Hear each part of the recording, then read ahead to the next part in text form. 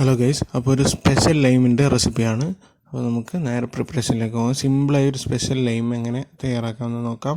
അപ്പോൾ വീഡിയോ മുഴുവനായും കാണാം, സബ്സ്ക്രൈബ് ചെയ്യാം. അപ്പോൾ ഒരു ജാർ എടുത്തിട്ടുണ്ട്, സിമ്പിളാണ്. പിന്നെ പഞ്ചസാര ഇട്ട് കൊടുക്കുക. ആദ്യം തന്നെ പഞ്ചസാര ആവശ്യത്തിന് ചേർത്ത് കൊടുക്കുക. അവിടെ 3 ടീസ്പൂൺ പഞ്ചസാര എടുത്തിട്ടുണ്ട്. പിന്നെ ഒരു 3 ഏലക്കായും കൂടെ ചേർത്ത് കൊടുക്കുക.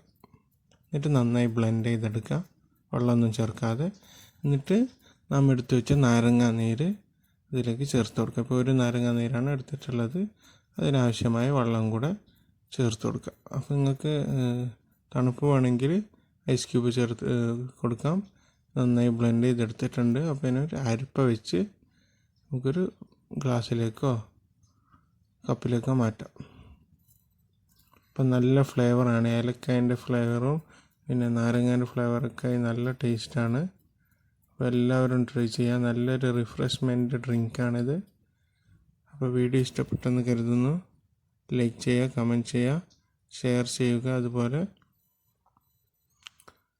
ഇതുവരെയും സബ്സ്ക്രൈബ് ചെയ്തിട്ടുണ്ടെങ്കിൽ ഒന്ന് സബ്സ്ക്രൈബ് ചെയ്ത് സപ്പോർട്ട് ചെയ്യുക.